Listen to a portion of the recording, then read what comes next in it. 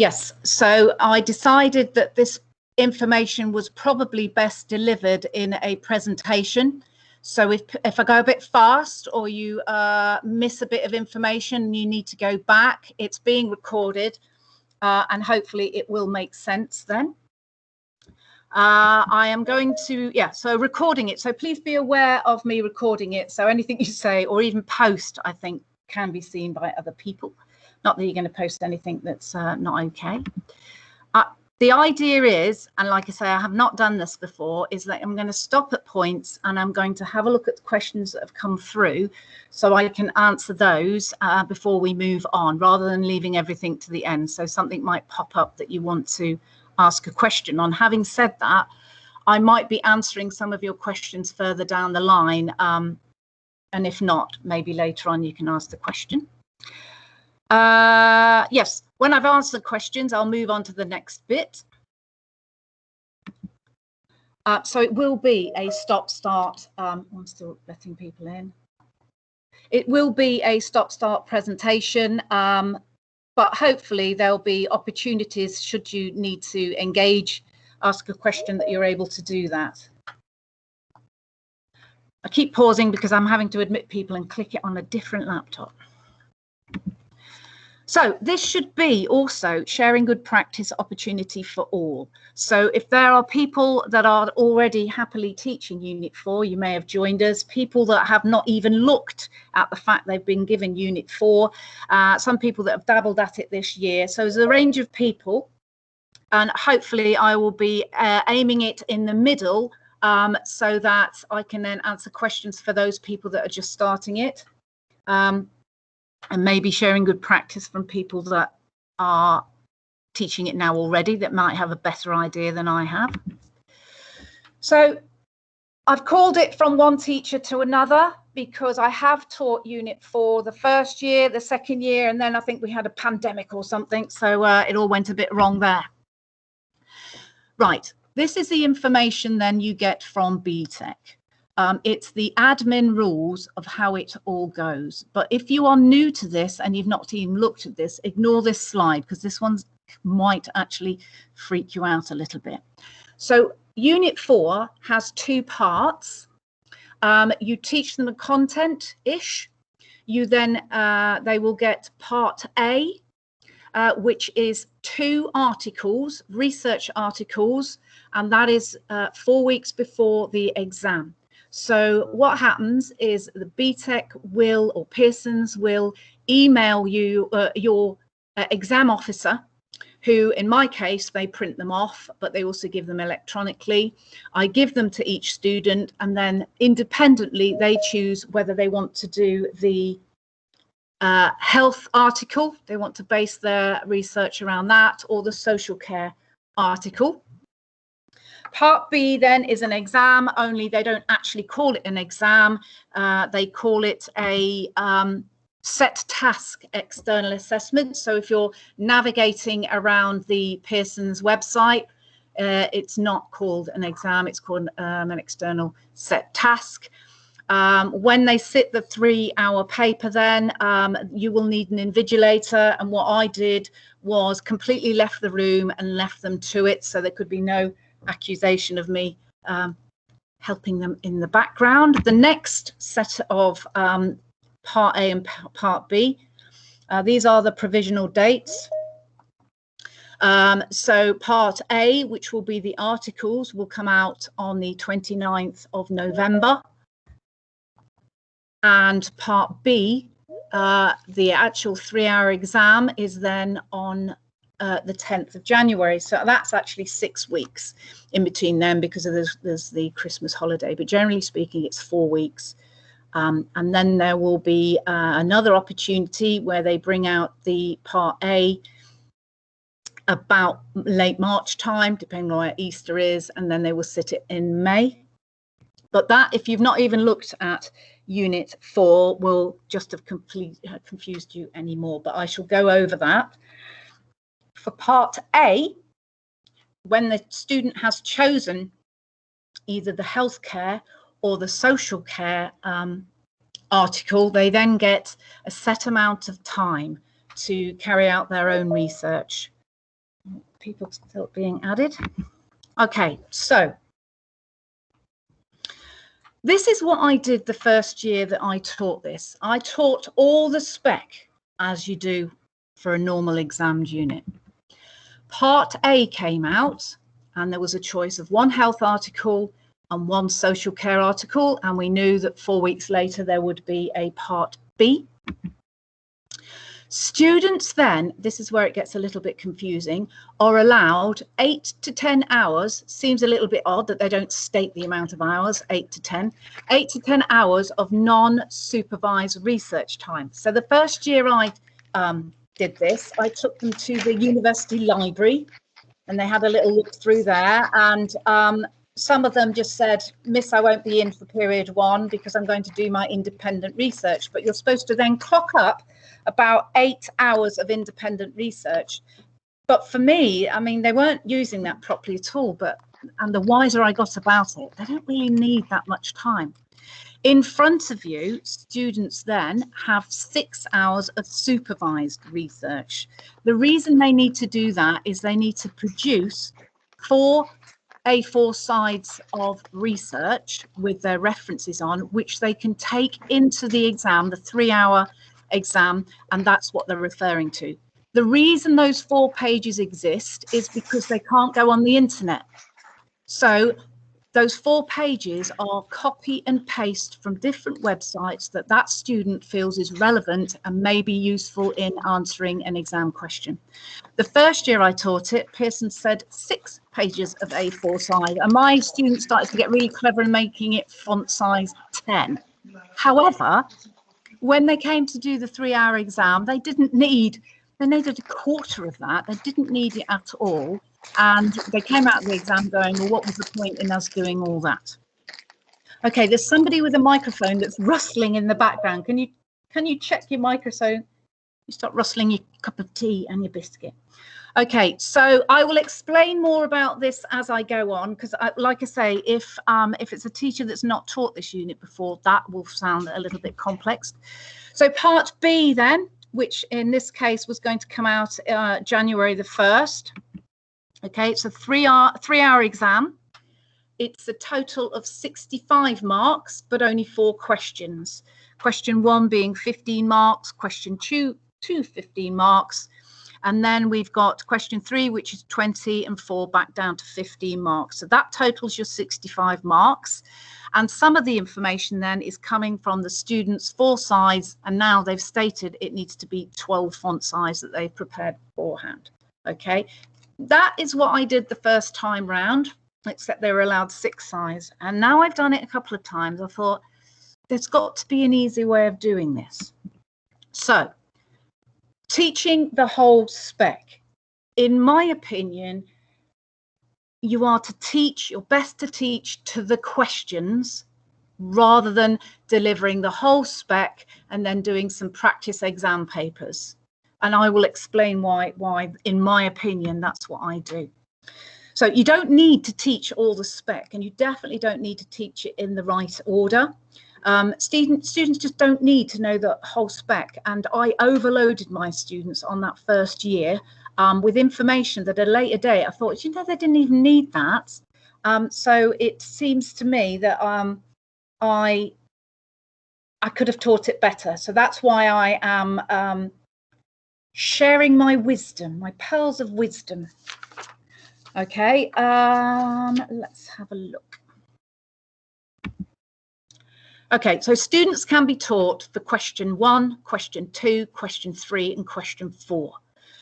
Look at the content that they need, and then you can deliver that content, and then you can practice question 1. Before you do 2, 3, or 4, or any other content, you focus on just that first question. So this gives a lot of time to practice analysing articles, raising the literacy level and building confidence. I put that in yellow because they start off with this bizarre unit, as we discovered, and they don't quite understand it. A lot of teachers don't quite understand it, and I have to say I wasn't overly confident the first year I taught it either.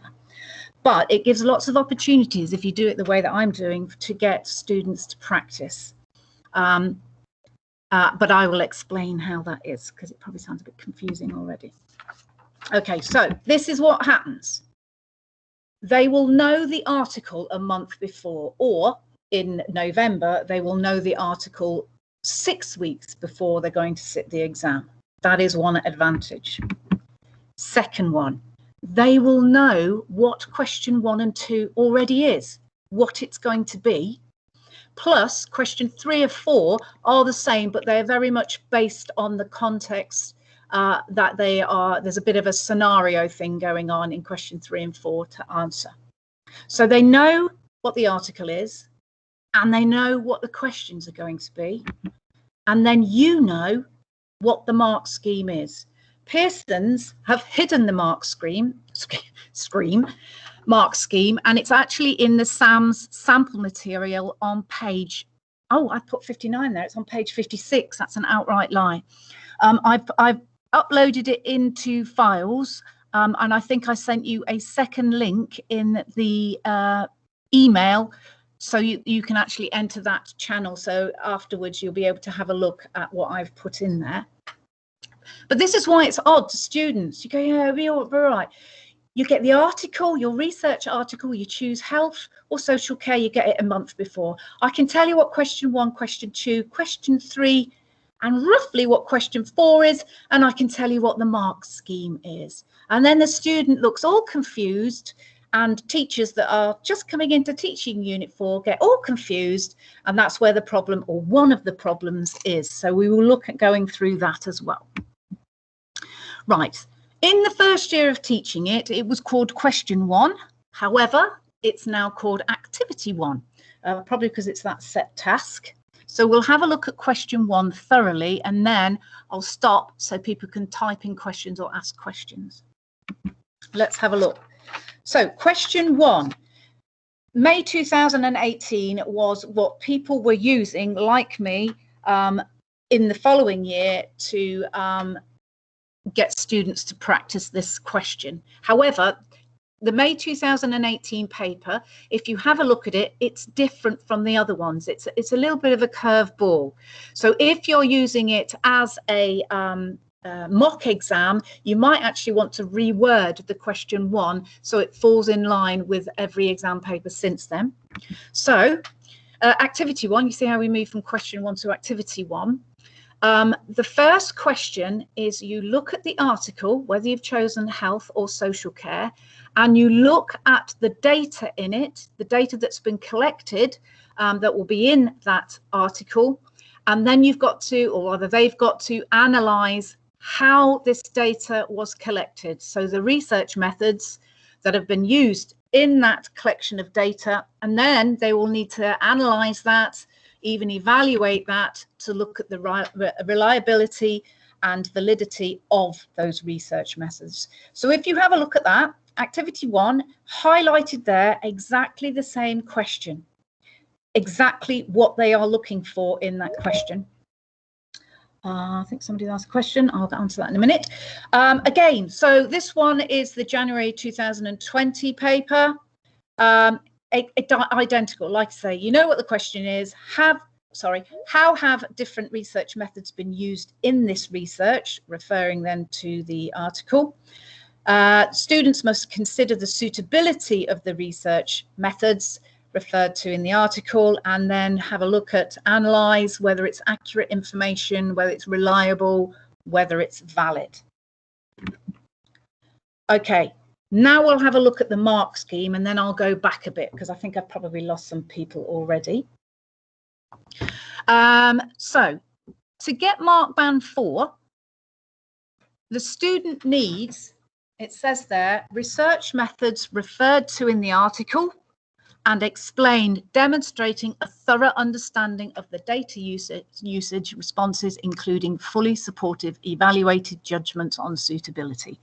Translated, in the article, there will be a collection of data, whether it's interviews, whether it's data from hospital admissions, or data about amount of children that are currently in kinship care, for example. So the data will have been collected by a particular research methods.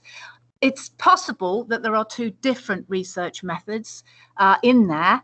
So I'm going to go on in a minute to explain where that is in the spec. So you just teach them the different research methods. You teach them the advantages of it, the disadvantages of it. You make sure that they know the key terms within evaluating, so the exact name of that particular research methods, but also they need to know qualitative and quantitative data and the difference.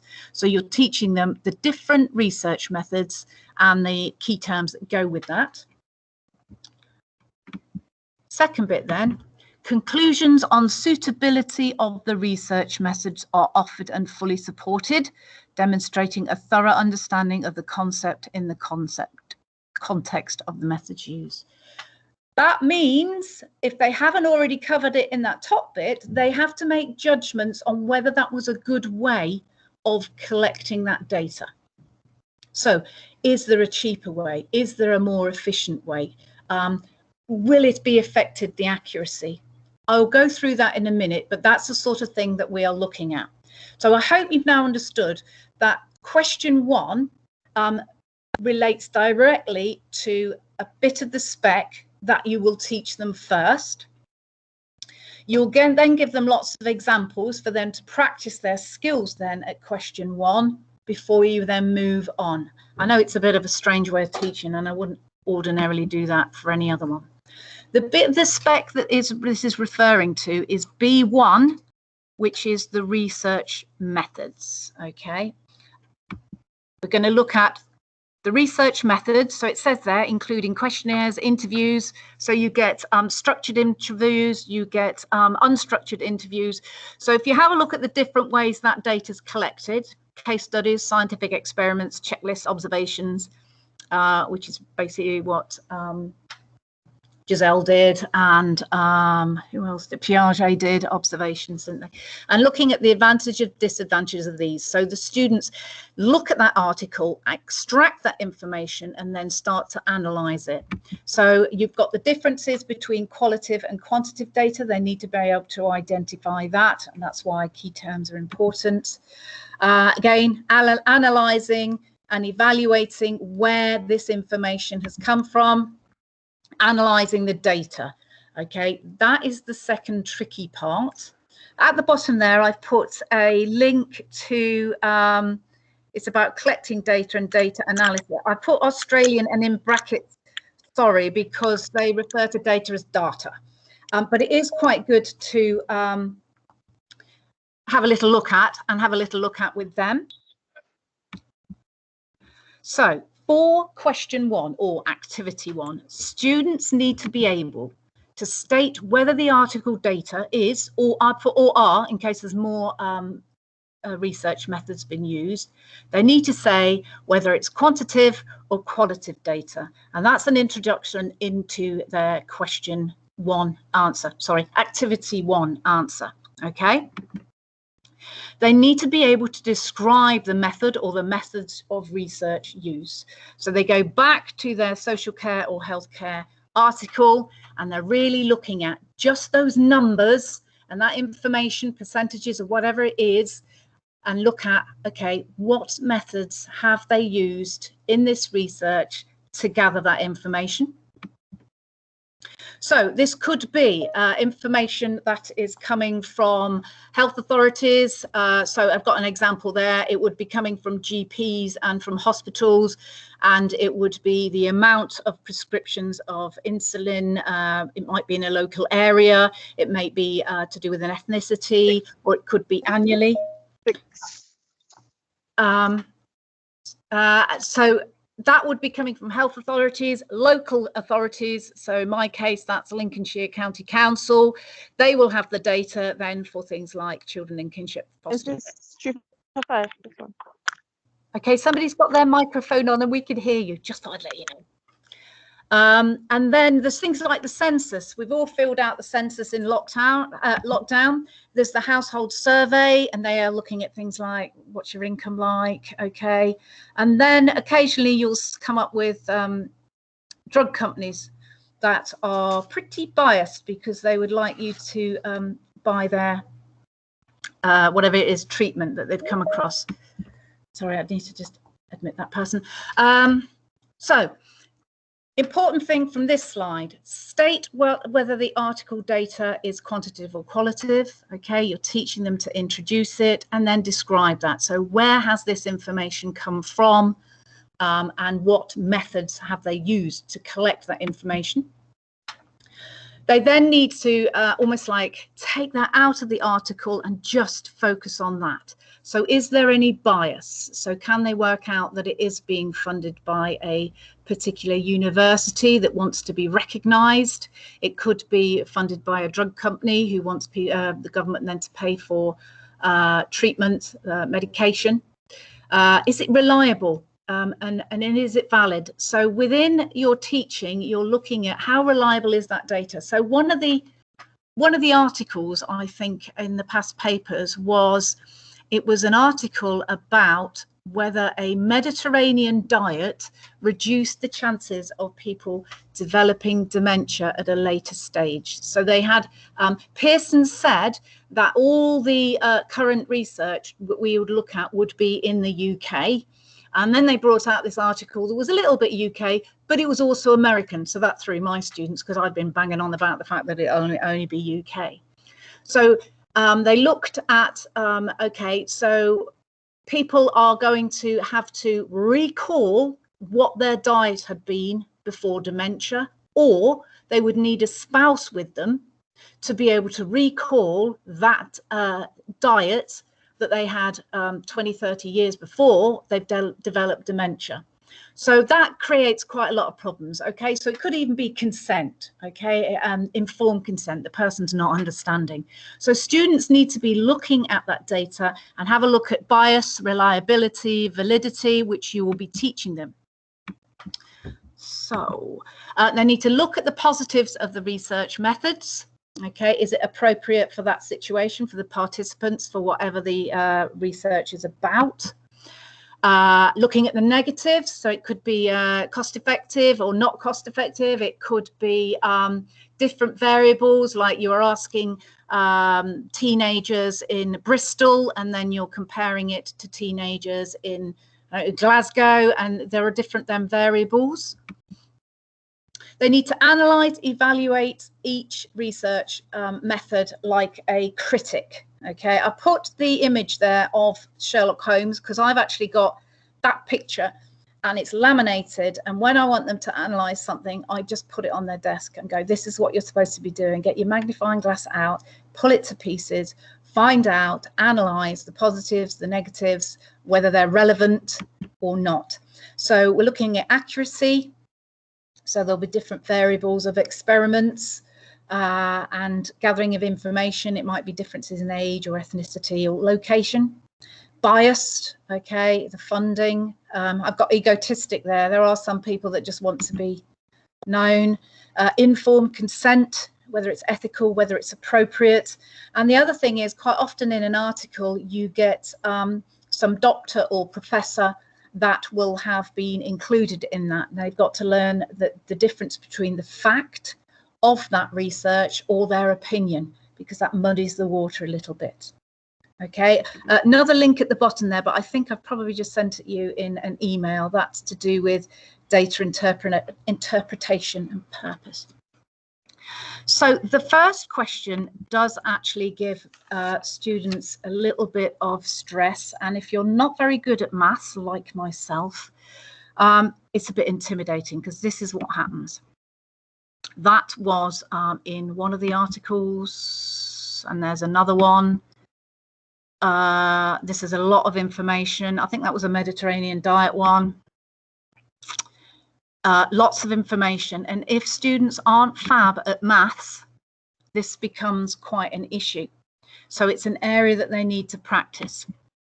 The very last one there that's appearing on your screen in a second, the blue one, that's from January 2020. So if you just have a look at that and you think about your own students, you can see that this is actually one of the stumbling blocks. And it's trying to interpret the information from a rather complex presentation, whether it be bar charts or pie charts or whatever, or just a table like that. So you are teaching, if I go back again, you're teaching them the research methods and analysing the validity, but they have to get that information from this first. So it's building their confidence. If I went back to what else I said, building their confidence about interpreting data. Okay, it's tricky. Right. What you've got in front of you there is the exam board report. This is actually taken from the 2021. So for question 1, learners are still including secondary sources of information in activity 1, which is not required. In May 2018, it was required. So I'm assuming that teachers have told them to do this in their 2020 exam answers. So that's what they've done. So be warned that that May 2018 paper is really quite out of date in what they're expecting. Second bit then.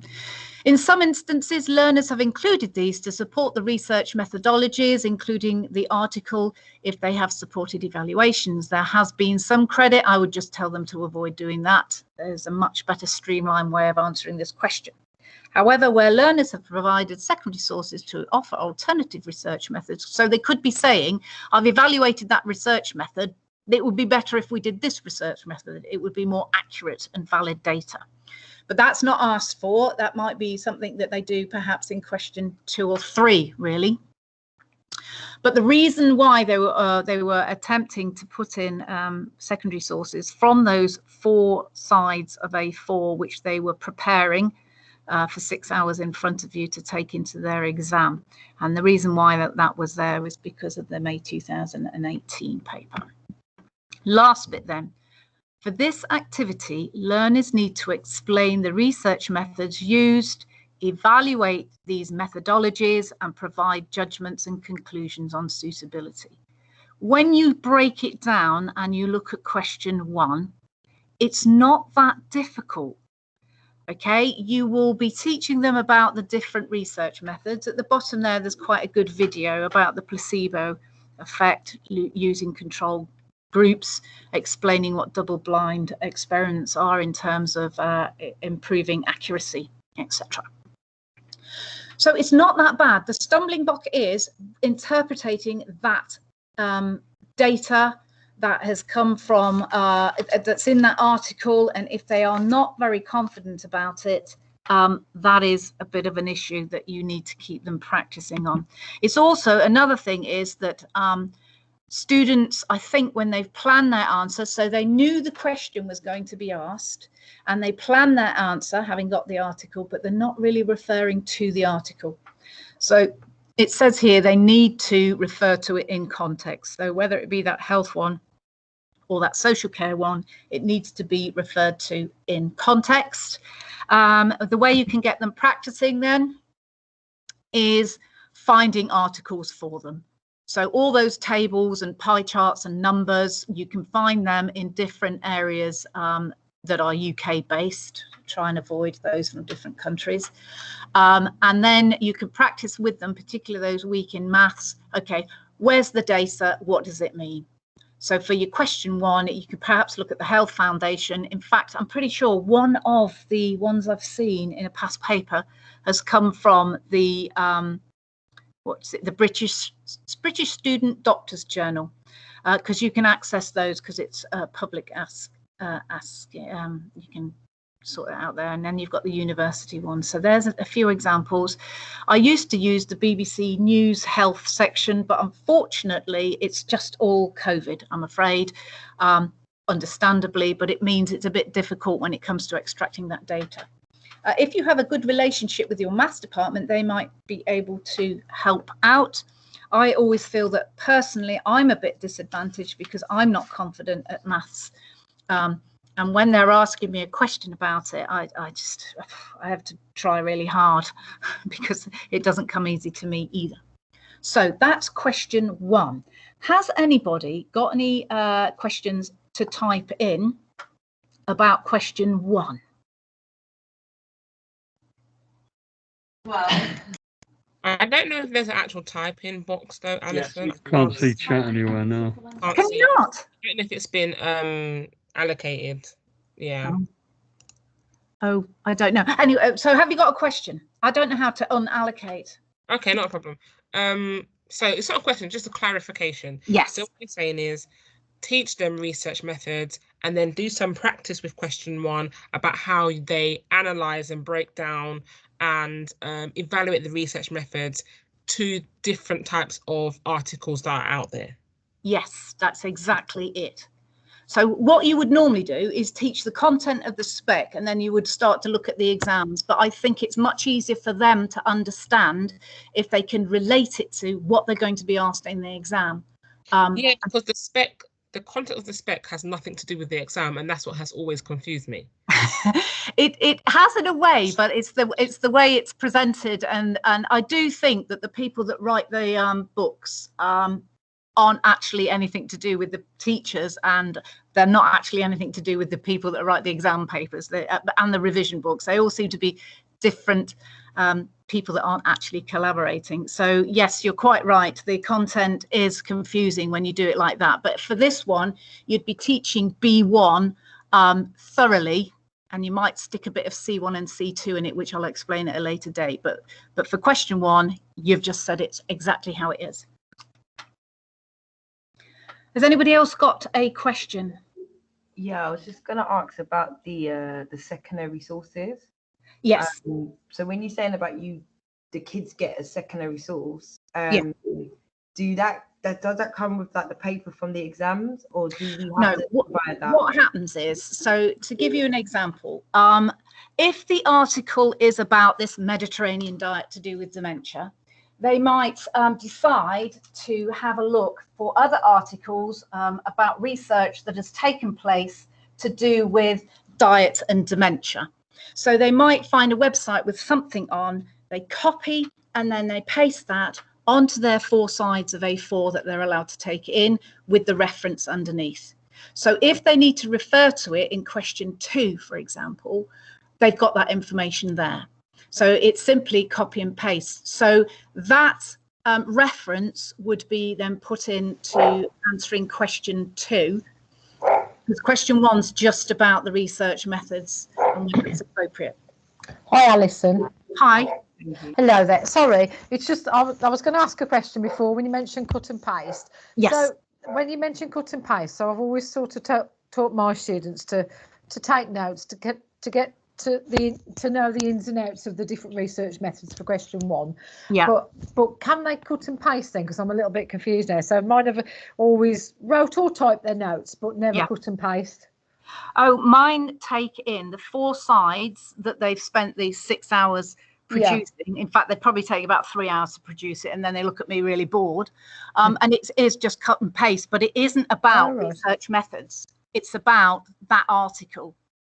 And it tends to be what they use then in question 2 rather than question 1. Right, okay. So are they allowed to do that? Because I didn't know they could. They're allowed to cut and paste information like the example I gave, that it's about diet related to developing dementia or preventing dementia or whatever. Okay. Right, So I didn't know that, yeah. They can do that. What mine did one year was in order to identify, because on that A4 side, they might have like 6 or 7 bits of chunks that they've copied and pasted. They're not allowed to add anything like their evaluation. So if they cut and paste that information about diet and that, they can't just then add anything to it. It is cut and paste. But mine, one of the girls, she put it in a table. So she could say which one. Another one coloured it, actually. So they coloured that bit that they cut from that website, and then they coloured the reference. And then they'll find that not that much is relevant to question 2, but hopefully for question 2 they are able to use 2 of the sources, because I think they have to have 2 web addresses in it. Yeah. So can they put, so mine have, and this could be wrong then, so mine, for some of the lower ones who cannot just remember things, they've actually like done a table to do with different research methods, for example, not the ones that are not necessary, but according to what they've got on their article. So as it triggers their brain on the notes pages for pros and cons of different ones. Is that not? No, that you're not allowed to do that. Okay. Actually. No, because that, like you say, it's going to give them too much help. That is. Right. Okay. But I mean, I do in the class. That's what I'm doing in the class, and that's what I'm testing them on. So I might just do a test on, okay, compare these two research methods. Tell me the pros and cons of each one, and then so they're learning that. But I mean, Okay. that So they those- definitely can cut it. I wasn't like, so I've done that in the past. Not every time, but some of the lower ability students need a trigger, and I wasn't aware that they could cut and paste directly from their article. So that is allowed, definitely. It's to cut and paste from where they've researched. So if it's a page about dementia, they may actually want to cut and paste what dementia is and stick it in there, so that that would be the introduction to their question 2. Right. Thank you. Then I wasn't aware of that. That's okay. Anybody else got a question 1 question? Yeah, it was just to add to that. I follow what you do, Alison, in terms of copying and pasting, because I just find that it then doesn't allow the students to pre-answer the questions. Absolutely, yeah. Which And I think they're not allowed to do. No, I think it's just the copy. The 4 sides is because they can't go on the internet and they can't research. So they're basically bringing to that exam what they would have gone on to the computer and research. So it's just black and white of what they would have done if they were allowed that IT access. So yeah, I just do cut and paste. Yeah. Anybody else got a question 1 question they would like me to take up? By the way, I'm not an expert. They would like me to go over? Hi, yes. Hi, Alison. I'm just wondering if you're saying that a lot of the specification is not relevant, and just teach them what they need to know for that specific scenario. Yeah. I'm just wondering, like, if that's released in November, what would you be doing with them up until that point? Okay, well, I think as I go through the presentation and you'll see question 2, question 3, question 4, you will see that perhaps I'll be doing question 1 is my September start to kick off, because I need to improve their confidence really for that. Yeah. And then I'll do the teaching then for question 2, 3 and 4 before that that article comes out. Pretty sure BTEC rules is when you give them the article, that's 6 weeks before, you no longer teach them. Okay, because they haven't got it by then, you're not allowed to teach them, because you're in danger then of their articles and what they've written looking very similar. And that's when Pearsons, who obviously have a little look at it, will think they've been given too much guided support. So what I do when they get the article, they get on the computer in those 6 hours, get revising, and I sit there and have a cup of tea, have a check through my emails, and I have absolutely nothing to do with them doing the 6 hours. And if they ask me a question, I'll say that's not my problem, because if you haven't got it before then. So that's how it's supposed to be. Yeah. Okay, thank you. Anybody else got a question, or shall I move on? Alison, just a quick one in terms of the 4 sides of notes. Is there much that can be on those for question 1? No? Not really. I mean, it's about research methods, really. Yeah. So, and they're not allowed to put any of that on it. So really, it's a question 2, and that's where in the question 2 answer they are putting their web address. Yeah. So initially, in that, if you're using that blooming May 2018 one, that's where it all goes a little bit wrong, because you look at that and think, oh, they need stuff in there where they don't. No, that's perfect. That's what I thought, and just in case I had missed something. Yep, perfect. Thank you. Okay. Any more questions? I was just going to add that I've read the lead examiner report today, and for question 1, it says that a lot of students are putting in secondary sources, and they've kind of explicitly said that they do not need to put any in. Absolutely, yeah. It's for really the search, and that is their 4 pages are to do that question 2. Question 1 is simply extract that data, evaluate the research methods to get it. Will the data be inaccurate? If so, why? Is it suitable for that type of participants? If not, why? So it's just really analysing that. And unfortunately, there is quite a level of literacy, which is the other lower learners problem, in order to get that question right. But you have time to keep going over it until they're raising a level of literacy. You're looking at words that they can start their sentences with. in a, you know, to help them along. This is why teaching the spec all the way through and then launching into your questions is not such a good way for the lower learners in particular. Any more questions? Okay. Sorry, Alison, can I just ask, these research notes they make, do they have to hand them in at the exam date? Yes, they do. And then what happens with our exam officer holds on to them. And then if they are asked for, they have to send them straight away. So yes, the exam board can ask to look at them. So I suppose if your students' exam answers looked a little bit similar and a little bit too guided, they would probably go, okay, let's have a look at their 4 sides of notes. So yes, they are handed in at the same time. Right, thank you very much for that. Thank you. That's okay. Question 2, or shall I call it activity 2? Okay, this is worth 15 marks out of the 65 again. If we have a look, this is where we analyse.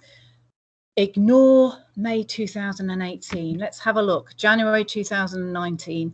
The importance of the research to that particular scenario issue. And then it says, in your answer, you need to consider secondary research and its relationship to the issue. That's coming from those 4 sides of research that they've carried out. An analysis of the effects on individuals, practitioners, or wider society. So they're looking at the individuals that may be in that research or that would benefit from that research. Possibly even the practitioners then, so whether it's a health visitor or whoever, would they benefit from this information? Will it make their job easier? Will it make it more cost effective, for instance? The wider society tends to be like at the moment, we're trying to reduce COVID cases. We've just had 50 year 7s being sent home because we've got yet another case. But wider society tends to be about funding for the NHS, for instance, and less deaths, stuff like that. But as you can see, that January 2019 paper, identical question for the May 2019. So if you ignore that top one, and then this one is the January 2020, exactly the same question. So question 1, you know exactly what they're going to ask. Question 2, you know exactly what they're going to ask. And then we will now have a look at the mark scheme. So then you'll know how to be guiding your students to do that. So for the mark band 4 for this one, analyse the issues leading to the conclusion about the issues of importance. That's not worded very well, is it? It's again looking at what that research was about and will it have improved something. Provides relevant examples of how the issue affects an individual. So if we are looking at, again, going back to that scenario of people who are less likely to develop dementia because they have been eating a Mediterranean diet. So then you would look at, okay, why is that relevant? Well, we could inform people that a diet that contains Mediterranean, like olives, etc., in that diet may reduce the risk of somebody then developing dementia.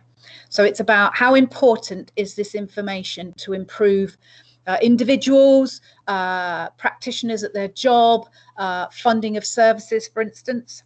So it says there, examples of how the issues affect individuals, professionals, or wider society, which are fully supported by research findings. So they're again looking at that article, okay, the findings after this data was collected, they found out that people who ate a Mediterranean diet 20 years earlier were less likely to develop dementia. I hope that's all making sense. Secondary research findings, that's got to have at least 2 references. So all that 6 hours and 4 pages that they produced, 2 references in there that they're referring to.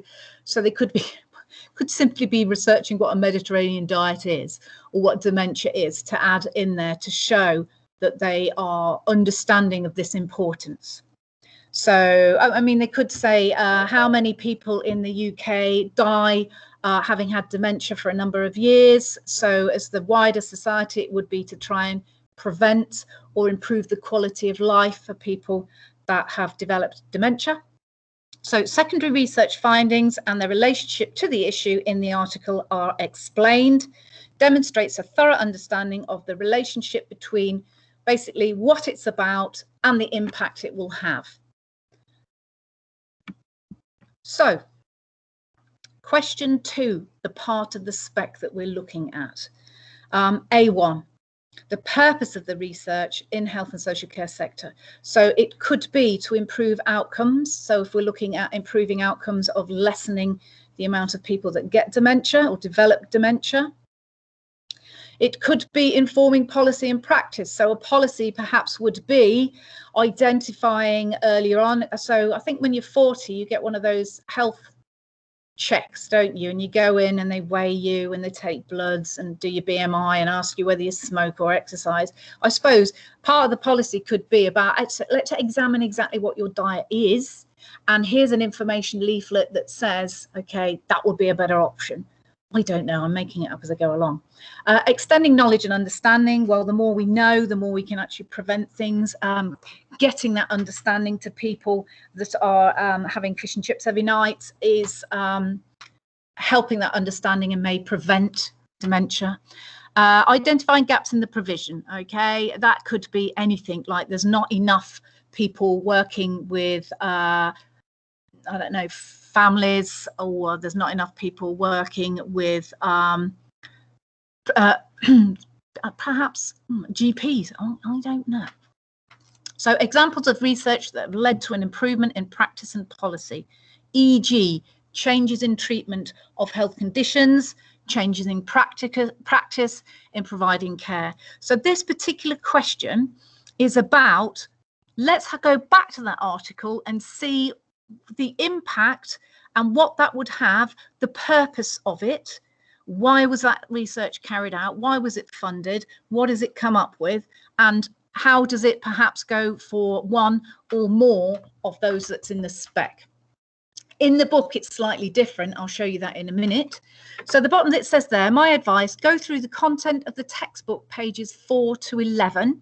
Find articles like the BBC Health, or that's mainly COVID related, so that your students can assess the importance of the research findings. So I guess if you go back to question 1 and you were getting them used to looking at data, percentages and tables and what have you, you could then use that same article to go, okay, what was the purpose of that research?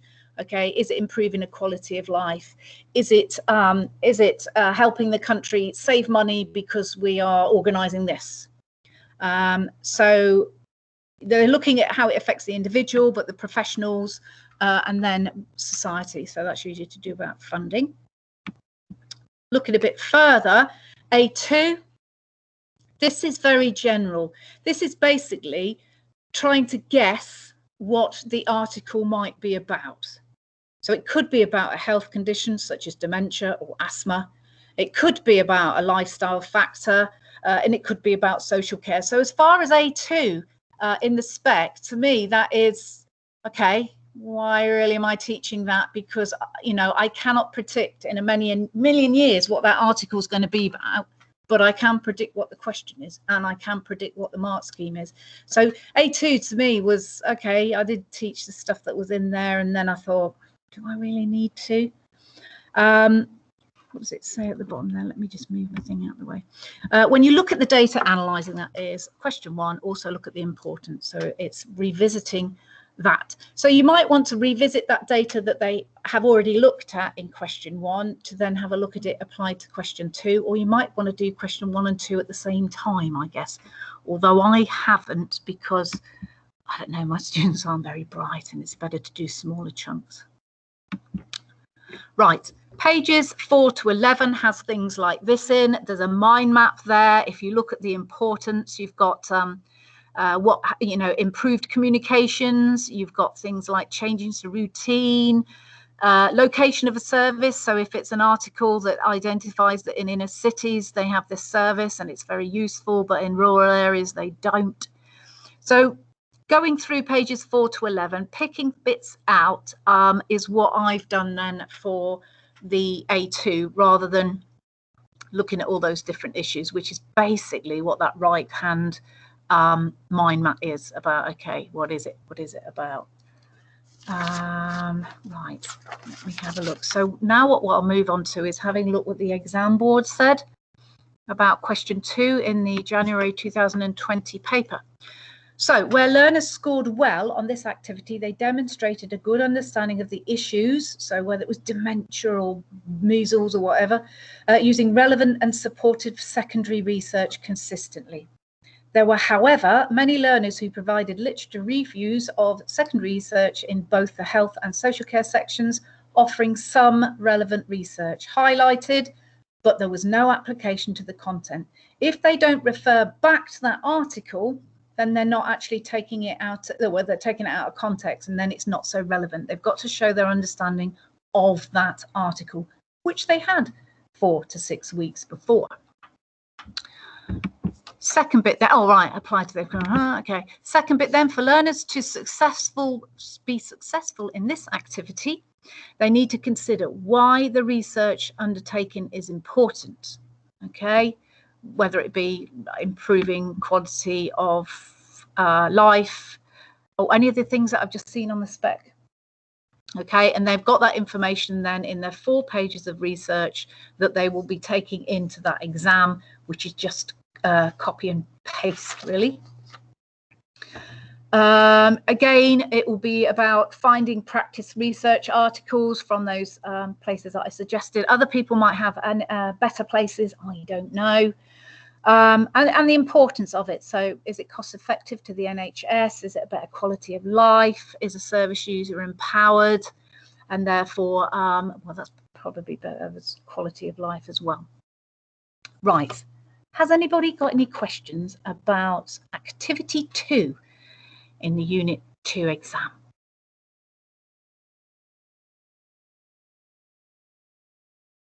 I don't have a question, I just have like a comment. Go on then. So yes, you're basically saying how A2 is all about issues. Yeah. And you know, you're not that it makes more sense to kind of teach that just before the article is released, because you would then find out the issue from the article. If you think about it, you know, Unit 4 is synoptic, so we kind of cover issues quite a lot in Unit 8. It can be quite helpful. I think if you do Unit 10, you can cover issues in that regard. So they should have some prior knowledge that you can, when you're skimming over A2, you can basically create the connection of, you know, I'm not going to go into too much detail. We've covered this in Unit 8, we've covered this in Unit 10. Absolutely. Good idea. You know, that way. Yeah, I teach Unit 4 last. So why? For that reason, because you have actually covered so much. I mean, if you're teaching in the extended diploma, you teach the anatomy and physiology, you're looking at different health conditions in there. But even in Unit 1, you're looking at people like Piaget and Chomsky, and okay, that's research. So it is drawing it all in. It's that blooming maths is the issue. Hold on a sec. Hi. Miss, yes. Can you leave the door open, because I'll need to get to the electrical panel. Okie dokie, I shall do that. Thank you. All right. Was a caretaker. Anyway, anybody else got any questions? Yes, I have a question. Go on. Yes, when you say about referencing, does that mean secondary research? So mainly, I mean, it's about a website that they then have to write the very long www./ which my students complain about. Why can't we type it? No, you got to handwrite it because it's on that exam paper. But yes, I mean, if they've got something from a journal, which is unlikely, you reference that. But generally speaking, it's all on the internet, and they know how to search better than I do. So you put it at the bottom of the page when they write it at the exam. Well, they can put it within it or at the bottom of it. Yeah. So I think mine have written it where they've covered something like what is dementia or something like that, or how prevalent is it in the UK. They've got that information, and then they've written the web page right underneath it. Yeah, because at the beginning you say they've got to do research on dementia, research on diet. But that's not a research. I mean, it's not secondary research, that is it? Or well, it's the primary research is if they were interviewing people with dementia. The secondary research is getting that information off the internet about dementia or about I don't know, diets to do with dementia. Also, they can do primary research. They can do, but I'm not sure where you would get Okay. that from. But yes, Okay, they can do, yeah. All right, Yeah. thank you. You're welcome. Anybody else got a Sorry, question? just to check. So with the A4 pieces of paper, Yes. you can copy and paste the information, but they have to handwrite the On the exam paper. Yeah. on the exam paper. They have to handwrite. Yeah. So part B is a handwritten 3-hour exam paper with your question 1, 2, 3, and 4 on. So yeah, it's handwritten. All right, cool. I can anticipate they're going to complain about that. So that's what happens. Hi, Alison. Hello. Sorry if you've gone through this, but I'm new to teaching health and social, and I'm going to be on my own in the department next year completely, and I've not taught this unit, so it's really helpful. But when you're saying don't teach the whole content, do you get part A and then start teaching the unit 4 from the moment you get part A, or is there a little bit of work done for it? You have to teach everything that you're going to teach for unit 4 before you give them part A. The minute you give them part A, you cannot teach them anything else. Okay, so once part A comes, that's it, live. Yeah. And we only have the 6 hours with them. Yeah. Because I mean, you can just end up influencing by mistake or whatever, and then their answers are going to look too similar, and then Pearson's is going to come and ask questions. Okay, that's really helpful. How long do you spend on the teaching? I know there's the guided learning hours. Yeah. Do you stick to those? I don't. 120 hours for teaching it, because I'm doing it in chunks of questions. I don't need that time at all. So this is actually what I do. I teach September to January. I teach the unit 3. They do the anatomy and physiology. Then I actually teach a coursework unit in between those two. So usually unit 26, the health psychology. And then I start teaching unit 4, but there's no way I allow 120 hours for it. I do quite a lot of practice when it comes to that data collection and that, because it's looking at those tables that floors the lower level, and then looking at their literacy. Great. And then when you're doing breakdown of each question, so in the teaching and learning, do you give them past articles, or do you get them to select articles? No, I do lots of printing off articles and giving them highlights. Okay, that's great. Thank you. That's okay. Sorry. Do you say you have to start teaching the B1 part first, and then A will be? Yeah, that's what I do. I look at question 1, I look at what spec they need, and then I teach that spec, and then I do practice. Then I look at question 2, which needs A1 and A, well, not really A2, but A1. I teach that, and we do practice. Having left question 1 behind, we then just focus on question 2. Right. Okay. Did that answer your question? Yeah. Sorry. And you know, afterwards, is that more focus on learning aim C, like towards the end of the learning aim C? That's one that I dabble at mixing it in with others, but I'll explain as it goes along that, you know, it's kind of common sense that you've added it in with B1. So when it comes to learning aim C, not necessarily taught independently. Okay. All right. Thank you. Alison? Yes. Sorry, always a baffler, please. How many sort of secondary articles do you recommend? Because when the original spec, when we used to teach it and then we left it behind, so some of those other questions you were saying were worded slightly different, and it used to say a minimum of, and now it just says secondary sources, doesn't it? So clearly they've got to have at least 2. Yeah, that's it, because it's plural. It's a minimum of 2. The better students will be able to put more in, but I sort of leave it at you need a minimum of 2.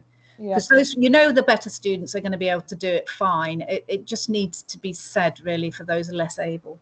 And then with your references, when you're talking about the copying and pasting onto their article, they could easily just have another 2 secondary sources articles, if you like, or but also they could have a raft of other sort of am I right in thinking research just for a wider understanding of dementia, or a wider understanding? Absolutely, referring to that, because if you're looking at the importance of that research, you will then look at, okay, what's dementia, the cost for social services, the cost on you get unpaid carers, don't you? And that's so you would then go down that avenue. This is what my students struggle with. Yes, I'm mine. Yeah. They struggle with the fact they're expecting to have an answer, like a maths 1 + 1 = 2. It could be 2 in so many different directions, so it ends up being 7 or 11, and they find it's quite hard that, well, she's written it like that and I'm writing it like this. Yeah, they're still both right. If you look at the mark scheme, they're both right. Okay, thank you. But it does confuse them. Hi, Alison. Sorry, could I just ask a question about the secondary sources, the need for activity 2? Yes. They can use web pages, anything on the internet. It doesn't specifically have to be more journals. It can be just information from the internet. Absolutely. I mean, when they first brought it out, we were supposed to take them to the university library and do this and do that, but you could do, and you could get that information there, but you don't have to. But that's good, because some of them are quite complex, really, aren't they? The journals that you absolutely. But unfortunately, I mean, some of the articles that they've brought out are blooming difficult, and they've come from places like that. But I think it's just getting them used to it, really, instead of the old headlight rabbit thing when they've got that part A, because you're not supposed to be helping them in any way. Yeah, that's great. Thank you very much, Alison, and for the You're session. welcome. It's absolutely fabulous. Thank you. Okay. Anybody got a question? Sorry, just to. Yeah.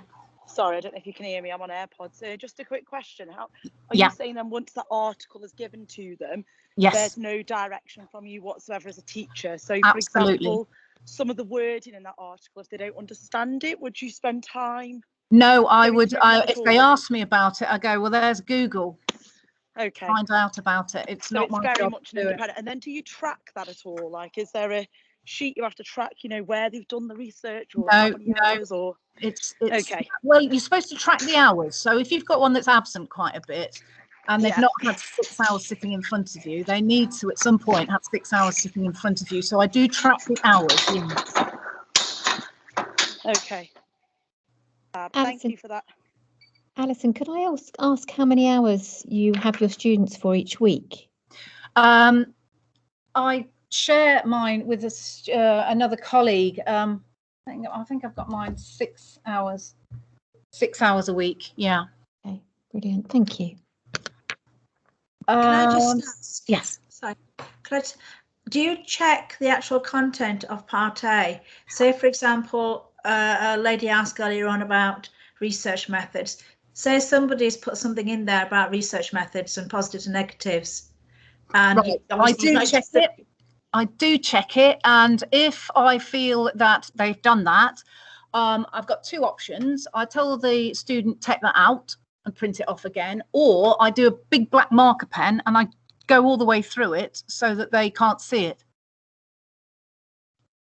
Because I do check it before, because that's going to go off to Pearson's and it won't look very good on you as a teacher. So in theory, you could have a student who's spent the 6 hours doing something completely wrong. No, because you will have guided them that it's copy and paste from a website. It's to do with the article content. You will have practiced it again and again, so they shouldn't really get it wrong. No, but if they have put it on, then I block it out. Thank you. You're welcome.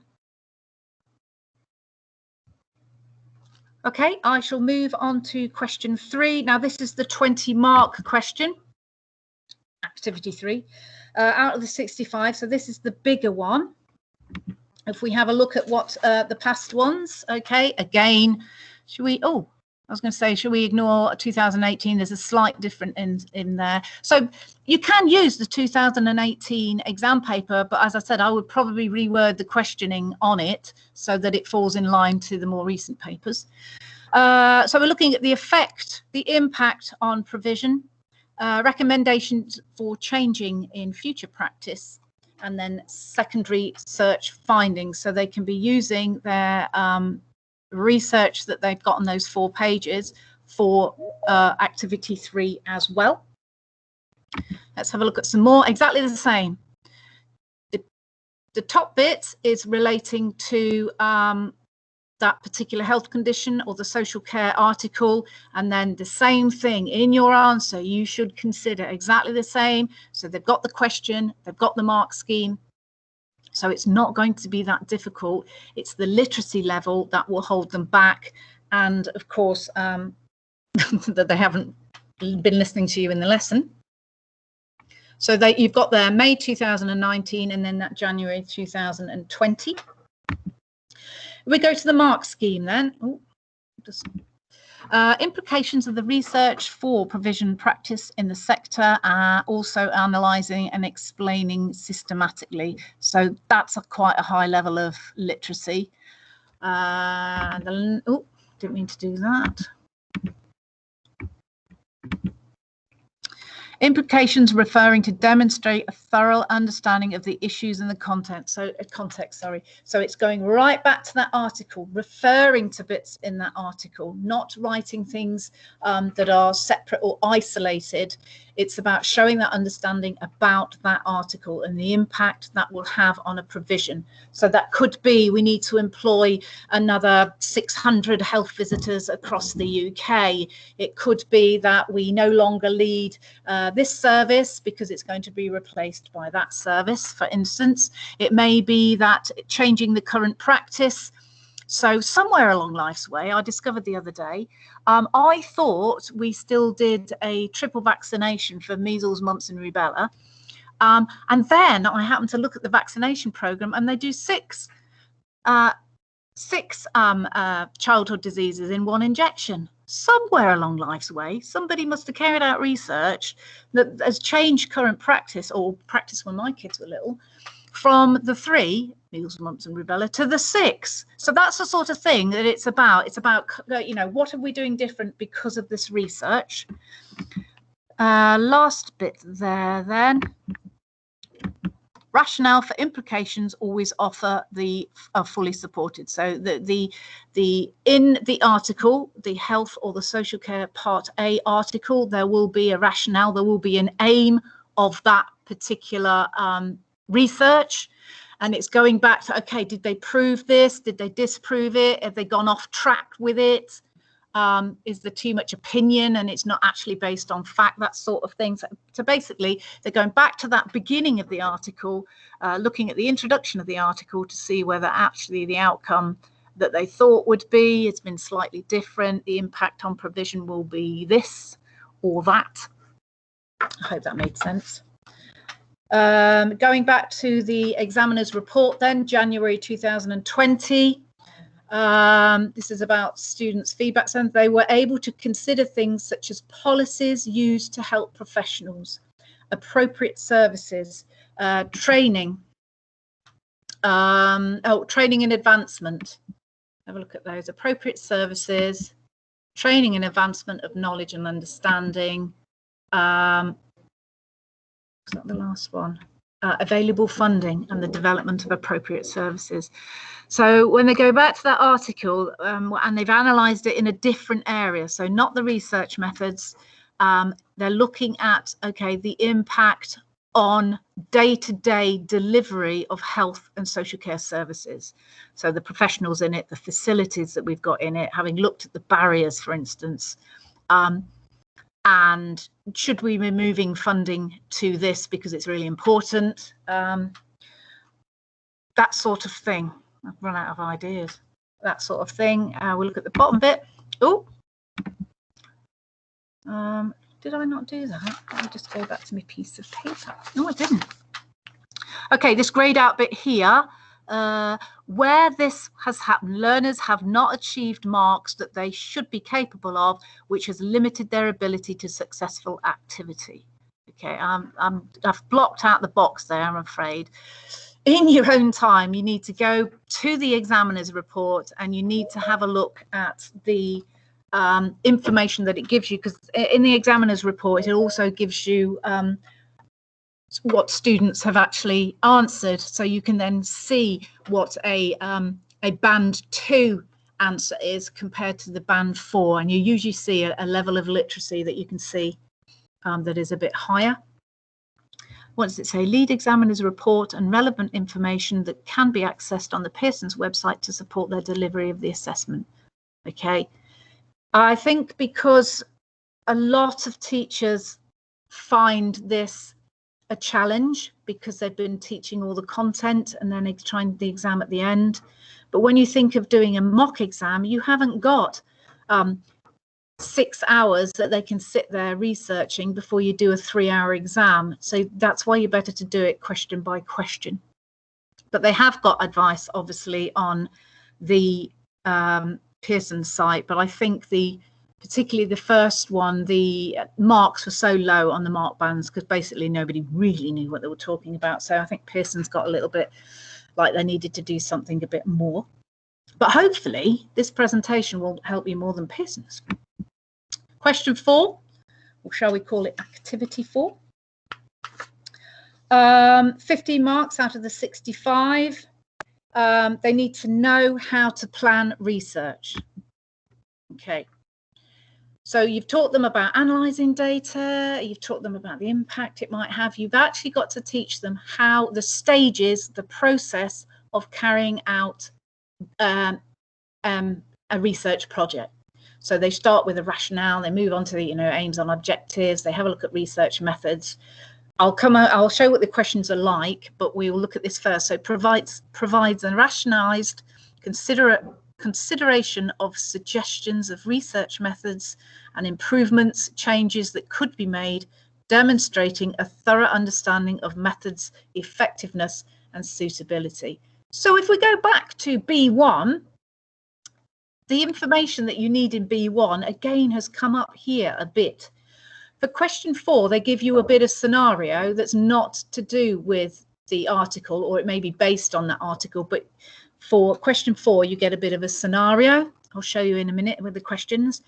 And they are to then look at how that has been carried out. But they need the knowledge they need to know is about research skills, but also how you plan. So we'll look at the bit in the spec about how you plan in terms of getting them to have the information, the knowledge. So B2 in the spec is about research, and B4 is about research skills, and then B3 is about ethics. I'll look at those in a minute, but that's the sort of thing that they are trying to do here, to analyze, okay, how would it be good to carry out this research? How could it be improved? Let's have a look here. Responses demonstrates thorough analytical approach, coverage of planning considerations, ethical issues, and necessary research skills required to explore the issue. So there's a really good documentary to perhaps watch with your students, and it's called 3 Identical Strangers. It's American, but it's triplets that were then separated, and they're part of an experiment, but they didn't realize they were, and then accidentally they find each other. But you look at the ethics behind that, clearly totally unethical, and it gets students really thinking about, okay, this experiment is not okay. I don't know, some of you may have shown in Unit 1 the David Reimer experiment, Dr. Money's experiment. I think I've got these, I'll perhaps put these in your email to you. Hold on a sec. Oh, okay, thank you very much. Sorry about that. Where was I? Okay, so when you look at Nature Nurture, perhaps in Unit 1, you might show the David Reimer documentary. And again, David Reimer and his twin brother were part of an experiment, and it was about gender, trying to change the boy into a girl. I put the link, I think, in the first email I sent you underneath my name. I think I had that in there. But getting them understanding about ethics and the people that carry out experiments like this. You can even look at Hitler and all his experiments that he did on identical twins, because that's where the Nuremberg Code comes out about informed consent. And I believe in the spec it does actually refer to the Nuremberg Code, and that after Hitler did what Hitler did in experimenting with people, you know, the World Health Organization said, oh, hold on a minute, we've got a set of rules we need to bring out for everybody, play by these rules, and that's about informed consent.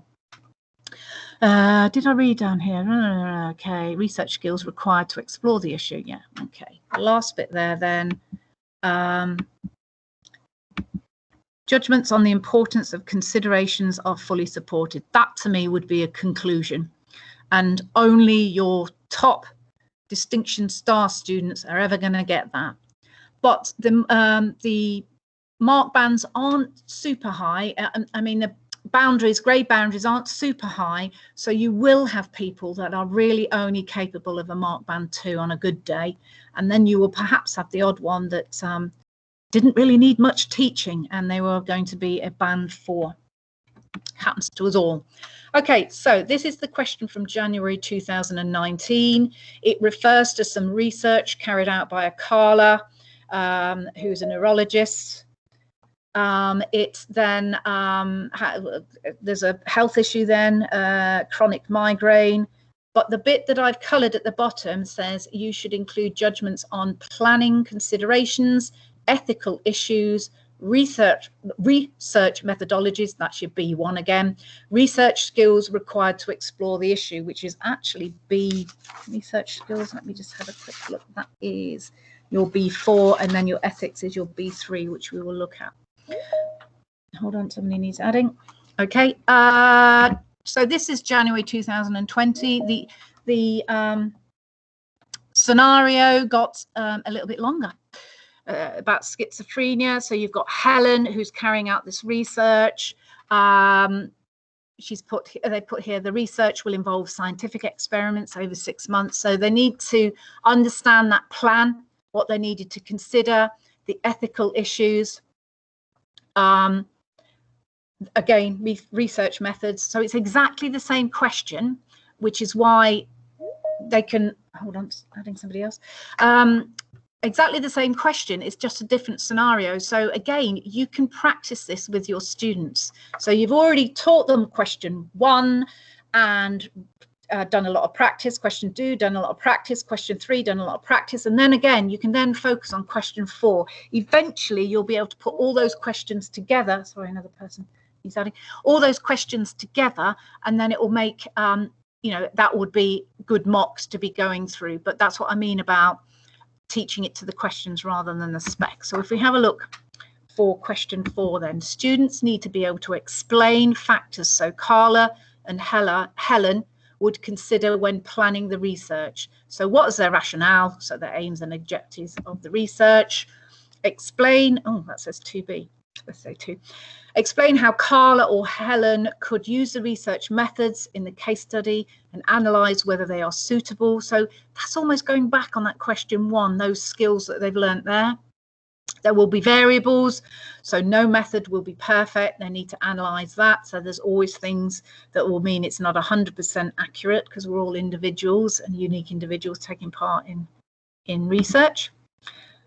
Oh, I've got a C in there as well. Suggest improvements or change that could be made to the scenario. So if we go back to Carla and Helen, they have to have a little look at that and see, okay, how could this be done better? Let's have a look what they've done. How did they plan it? How can this be done better? So if I go through that again. Planning research then is your B2. Personally, I don't think let me have a look. I don't think, so the bit that I teach then is obviously your rationale to research, deciding your achievable objectives. I look at the appropriate research methods or not. The context of the scenario will be the target group. And I might do the considering the ethical issues at the bottom. But when it comes to realistic timescale, really, I'm not sure they need that in there at all. Deciding how research will be monitored, well, that's not what they're really asking in the question either. Deciding measures of success, well, you might have that in there, but really, I don't think you need those 3 bullet points in there. So that's the planning, which is part of the question. Research skills, again, these aren't rocket science, okay? Research skills, let's look at the first one. Non-judgmental practice. So Carla or Helen should keep an open mind. Showing connections between sources of information, methods of analysis and drawing conclusions. Okay, these are skills, but it's kind of obvious. Obviously, the kids won't know that sort of terminology, but they'll understand why they need to be this to be good at carrying out research. So it's not a difficult one to teach, I don't think there. So it says, analyze how Carla and Helen could have improved their research, suggesting improvements, what skills are needed to explore issue. Where are we now? And then ethical issues. Analyze potential practical problems that Sarah or what was it, Carla or Helen would possibly face. So that tends to be looking at consent. It would be, so for instance, if it was cancer research, if you're going to test to see whether a particular treatment works better, and you have a control group that don't have the treatment, and then another group that does have the treatment, so that you can compare whether this treatment works better because you have a group to compare it to. Not very ethical. So you can find different examples of unethical practice that you'll perhaps be able to share with them, so that they start to get their head around what that is. So you can teach all that down there, but I'm not sure you need all that. Well, human rights legislation, policies and procedures, they can touch on that sort of thing. Data protection, that's a more obvious one. Research conduct.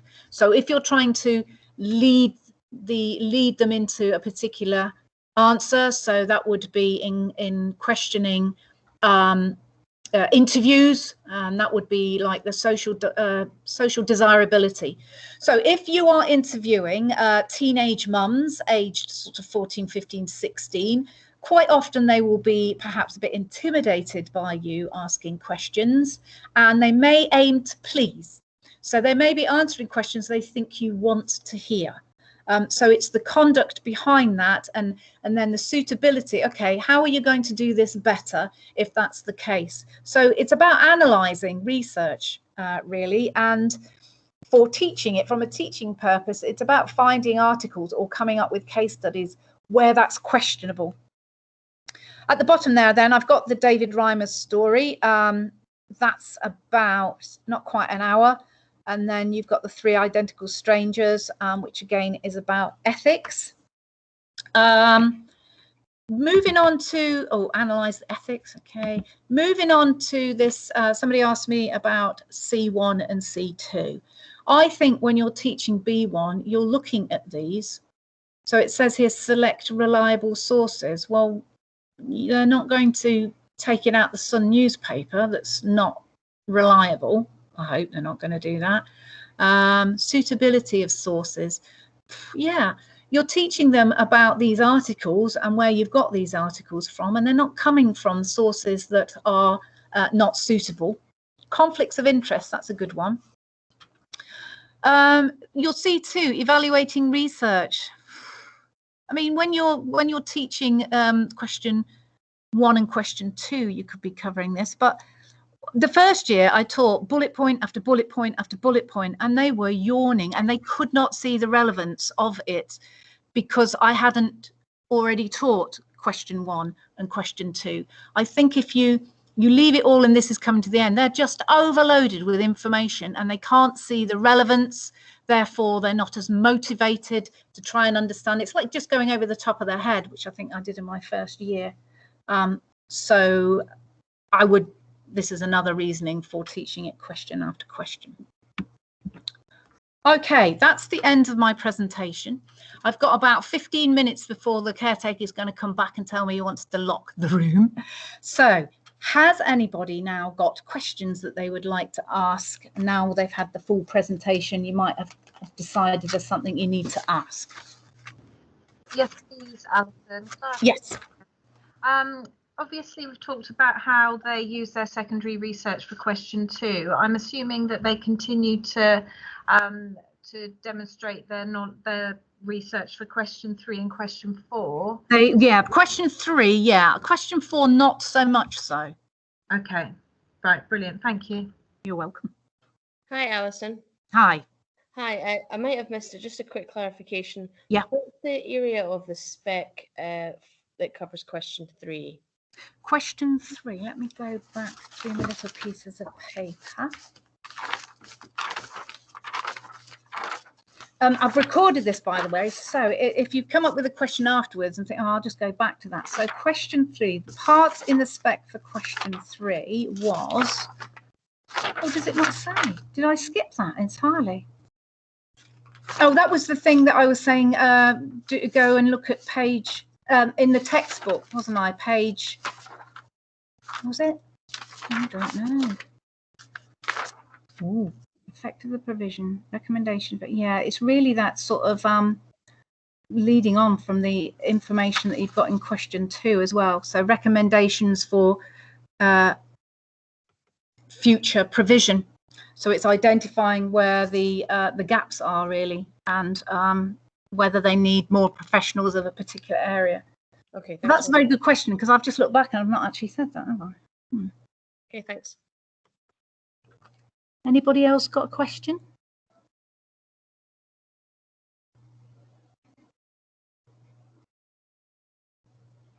No? Okay, well, it's time for me. Alison, sorry, just wanted to know, apologies if you've already told us, how we can access the slides and the recording. Okay, well, what I'm going to do is I think when I've finished recording, it will automatically go in the post for this particular channel. I've created on my Teams, it's just called a CPD, and then they've got a folder that is the Unit 4 one, so it will be in there. But I'm also thinking of putting it onto YouTube, because I can then put that link onto YouTube. I've not explored this, can you tell? Like I've not done this. I'm thinking I might be able to do that. So, I mean, some people may only be starting their first year of BTEC this year, and they won't be even considering Unit 4. But if I signpost people to YouTube at a later date, they should be able to then perhaps pick up what we've been going on about. So I will send you a link. I will also put something in a post on the Facebook group, but how I do that, I'm quite sure, but I will.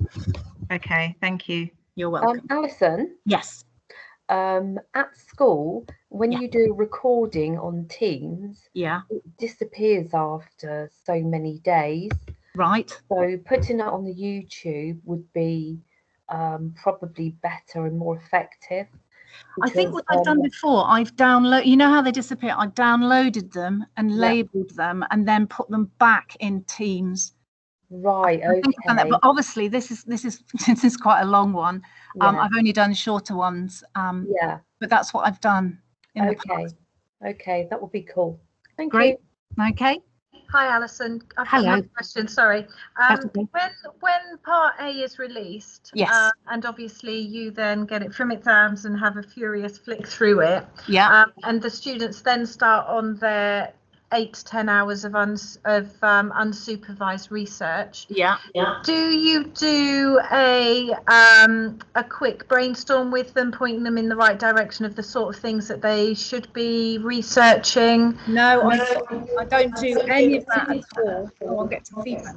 I don't do any of that at all, because I think that's an unfair advantage, and I want them to show their own ability in an exam. You know, I don't actually want to help them. I don't really want to help them. No, I don't do that at all. I know some people, I've heard on the Facebook group that some people do, but I don't do that because I don't think it's right. I want their exam paper, their Part B, 3 hours of handwriting, to look different to each other and to go in a direction that they feel enables them to reach that mark band, whatever. So really, you're having them sort of 8 to 10 hours of unsupervised research, and then for the 6 hours, the supervised research, they've got to be in the classroom for that. Do you do that under exam conditions? I tell them not to talk to each other, and then at break time they'll go out and they might talk to each other, and then they'll come back here. So in front of me, the 6 hours, So what exactly are they doing in the 8 to 10 hours that's different? Well, my students went shopping. They all went to McDonald's. They used it as an excuse not to be in the classroom, but it was clocking up their hours. There were some, because it was colder, some of them just decided to come and join me in the classroom and mess around. So it's really up to them. You don't have to supervise them, and that's the sort of things my students did. Right, okay. Okay, thank you. Any other questions?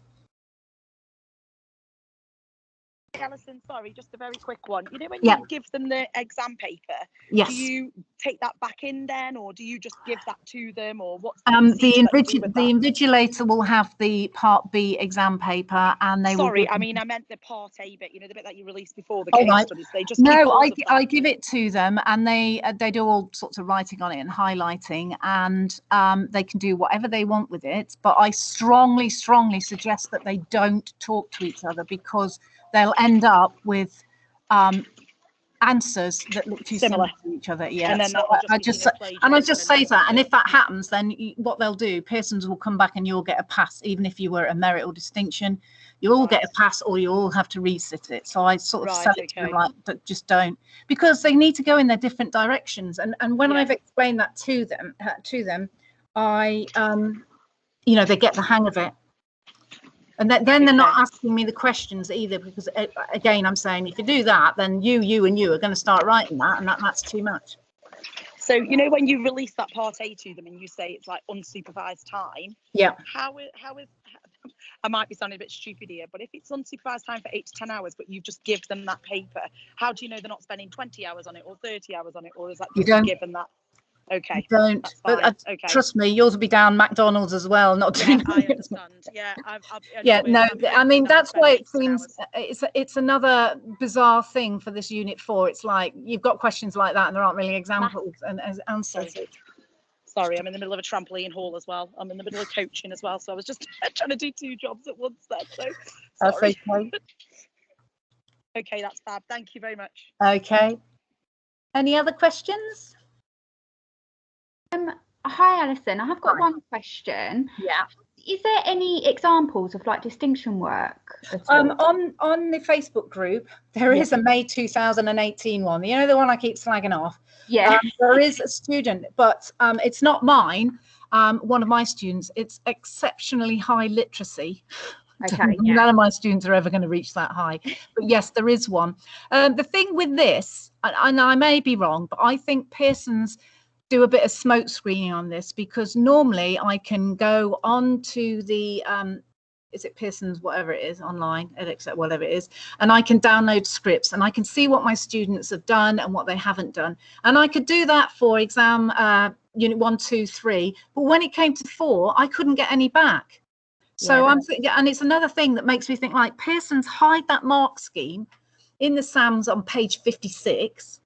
And then they oh, we haven't done very well, let's teach them this, and then it just is bizarre.